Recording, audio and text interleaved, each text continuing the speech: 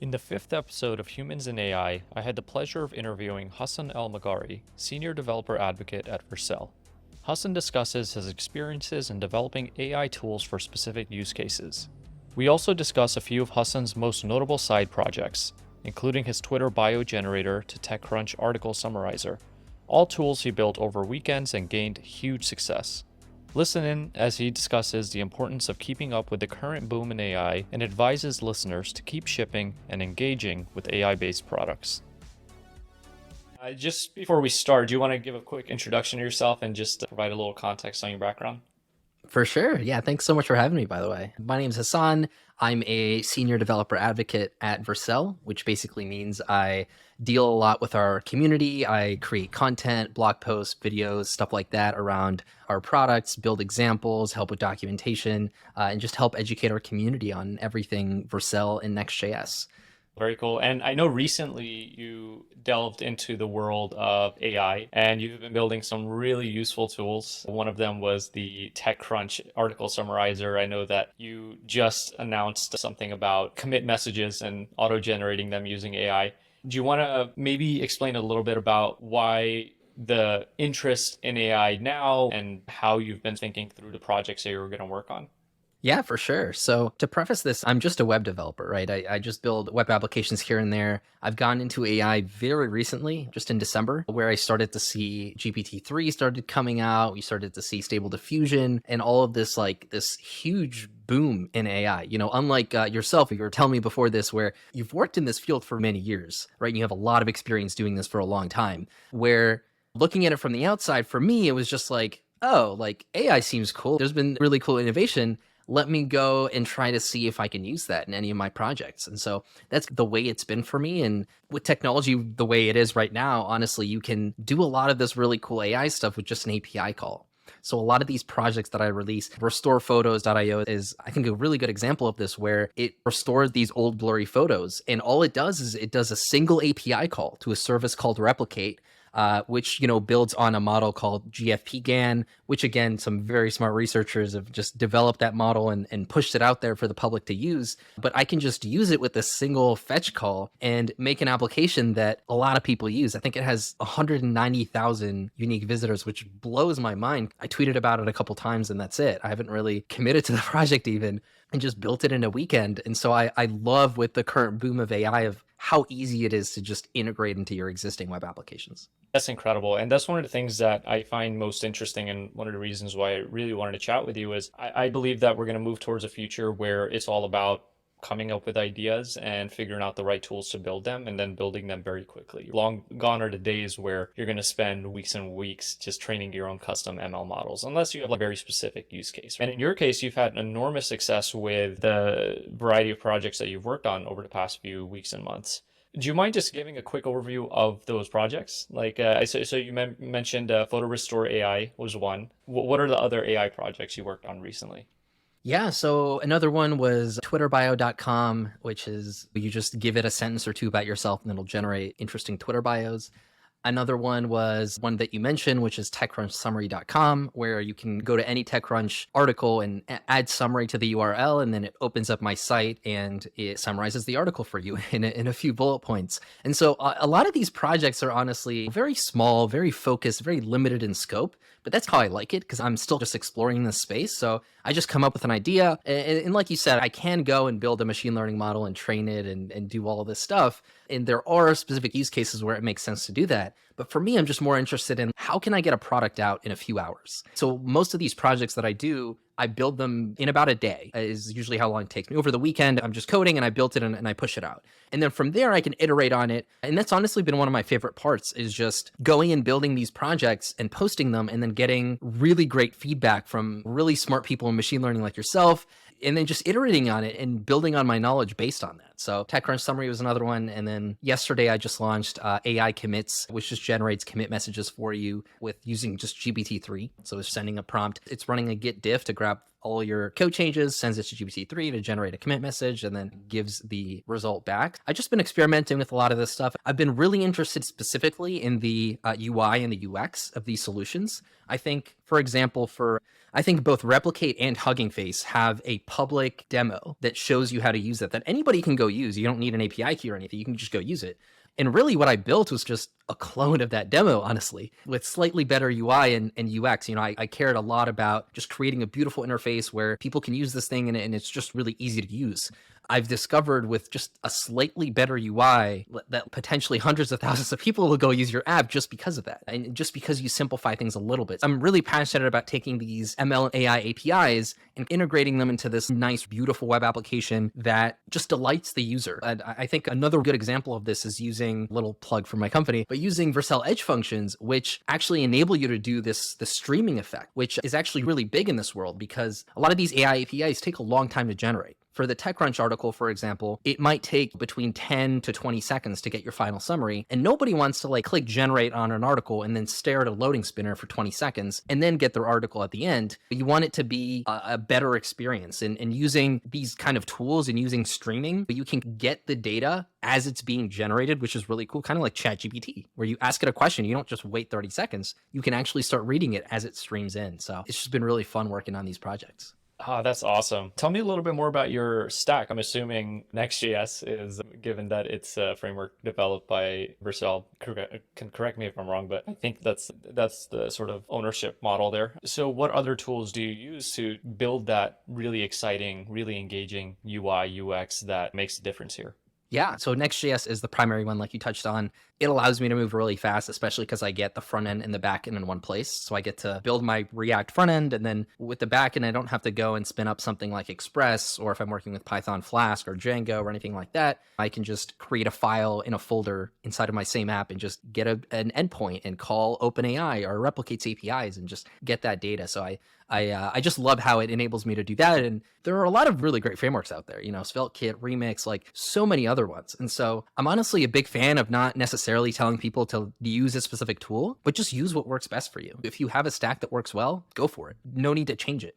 But there's so much obsession on Twitter about what is the perfect framework and how do I find the perfect framework that gives me the perfect productivity. And what a lot of people end up doing is just trying a ton of different frameworks, a ton of different backend frameworks, a ton of different CSS frameworks, and just not building anything. Right? In the time that it takes people to try 5 different frameworks, I've built 10 projects with my current stack that I'm comfortable with. So it's really just about finding that optimal stack. For me, that's Next.js for the front end and the back end, and it's Tailwind CSS for the styling. I love how I can just style directly in my components instead of having a separate CSS file. And I honestly don't really like writing CSS. And then using Vercel for hosting and analytics, and Vercel edge functions when applicable to get those really fast startup times for my backend functions. But yeah, that's honestly pretty much it. And then using whatever, ML API I'm using, whether I've been having a lot of fun with Replicate APIs, with OpenAI APIs, and starting to dive into the more complex projects. So far, I've kept everything simple. I've just been doing GPT-3 straight out of the box. But OpenAI has a lot of cool things with fine-tuning models, with doing embeddings and search and storing those in a vector database like Pinecone and searching over them. So I'm just now starting to explore some of these more interesting projects, per se. Just keep shipping. That's the message I'm hearing there. I love it. Yes. I think that's such a powerful message. You've had apps that have gone just totally viral, and you do have quite a big following on Twitter. 50K is not a small following by any means. What has been your secret to achieving that virality with the applications you've built? I think honestly, it's just building a very focused product. I see so many people shipping projects that are 10 times as impressive as the ones that I'm doing and that have so many features, but then the marketing just isn't there. And if you don't make something not only very easy to use and visually appealing, but also very focused and, being able to describe it in one sentence. I think that's what I strive to do. A lot of my projects, if you go and look at the code, it's very simple. It's like a single page. Sometimes it's 2 pages. It's 1 or 2 API calls. It's doing a little bit of parsing logic. There's nothing major going on, but I like to think that a lot of people use it because it's focused and because it does one thing really well. So restore photos. If you have blurry photos, they can be restored. Use it for that. You want to generate a Twitter bio, you can use on a project. You want to summarize an article, you can use the TechCrunch one. So it's just basically limiting the scope and making something really focused, which I enjoy not only because it tends to do well when you push it out, but also because it's really easy to build. And I don't have to spend weeks or months preparing for this big launch that I'm going to do. It's more often than not, like for the AI committer project, honestly. I think Theo, one of my friends, tweeted about it over the weekend and was like, hey, I wish I had this thing. And then I think Malta or Vercel CTO tagged me in it and was like, oh, this would be really cool. And I spent, I think, an hour and a half and came up with the first prototype and put out a video. And a lot of people enjoyed it. So I was like, okay, you know what? I'm going to go and build this thing and polish it a little bit and release it. That is so cool. And we released this thing, a very small plug for a platform we launched, which is like a product hunt for AI tools. And one of my theses for a tool like Igniter was that people were going to start building AI tools for very specific use cases. And eventually we were going to get to a world where you can say, hey, I want to do XY thing, where XY thing is very specific. And in this case, it might be auto generate commit messages.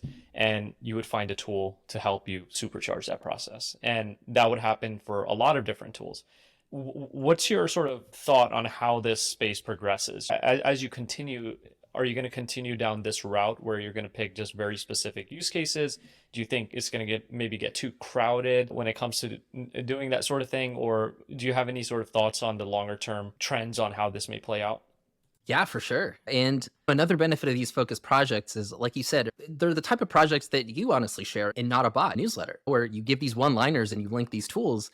And it's because it's very easy to understand. It's appealing. You can see it. You can click on it. It works really well. And one thing I forgot to mention with the last question is I make all of my projects free and open source. So I think that's honestly a really big reason why they also pop off, is because anybody can go and use them. Also, anybody can go look at the code. And a lot of the time, I'll actually make a follow-up video showing people how I built something from scratch. My motivation for building these, honestly, is purely just learning and exploring this space and seeing what works and what doesn't work, and building an audience at the same time. It definitely helps. And so, yeah, people enjoy that open source and the free aspect, and knowing that I'm not there to really sell them anything. I'm just mostly there to experiment with things and see how it goes. Love that. And a lot of the folks that subscribe to Notabot, they are not super technical, but they're really interested in AI and participating in AI and building in the AI space. What advice might you have for them? For them, honestly, I think as AI progresses, it's going to be easier and easier for people to build applications using it. One of my future projects might honestly be just basically fill out a form of what you want your app to be, and it'll automatically generate a fully functioning Next.js application that calls OpenAI's APIs. And just like, we're at a place where you can almost start to do that, which is really exciting. So I think, like, pretty soon, even non-technical people will be able to build these applications. And obviously the ones that are interested in it can definitely learn how to code and build this stuff themselves. It's not as big of a lift as some people think it is. And so I genuinely recommend that. And I love reading newsletters like yours, because it inspires a lot of ideas. When I go and I read them, I'm like, wow, that's really cool, but what if I could do this? So I honestly enjoy reading it every morning. So Hassan, you mentioned that you open source every single project.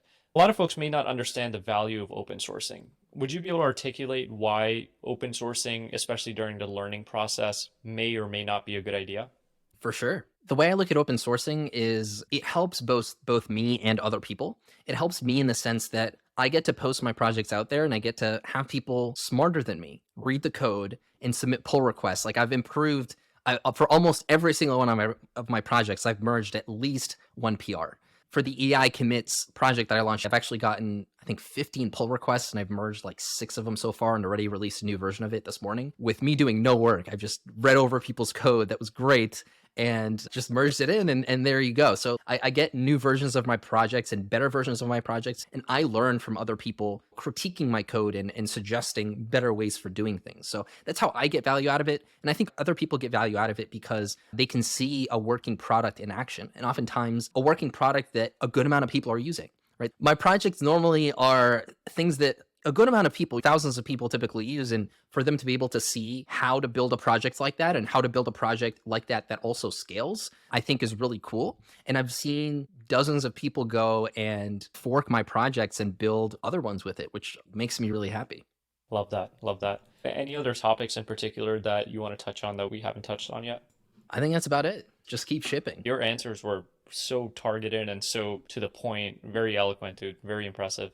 And by the way, the Tailwind color picker thing is like the most clutch thing ever. I've used that a couple times while building Igniter as well. That's awesome. And you mentioned that Igniter uses the new app directory. Yeah, we use a new app directory. We built entirely on Next.js. Supabase is what we're using for our database, and Nice. yeah, man, we're really trying to create like this ecosystem for just finding the right AI tools. I still have to check that out, by the way. Congrats on the launch. I appreciate it, man. I appreciate it. I would love your thoughts on it whenever you get a chance.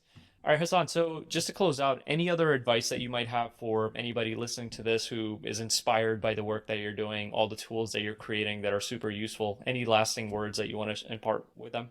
Honestly, I'd say just keep shipping. A lot of people ask me, how do you make these projects, or how do I grow on Twitter, and all these questions, and it always comes back to the same thing, which is just build. Just build projects, just put them out there. Just whether that's projects or content or whatever it is, if you adopt this mindset of building in public or learning in public, not everything you do has to be open source or anything like that. You could build a SaaS that you charge for. And a lot of people have honestly taken my code and have built SaaS tools where they're making money right now, which is awesome to see. And yeah, I think it all comes back to just build. Love it. Thanks so much, Hassan.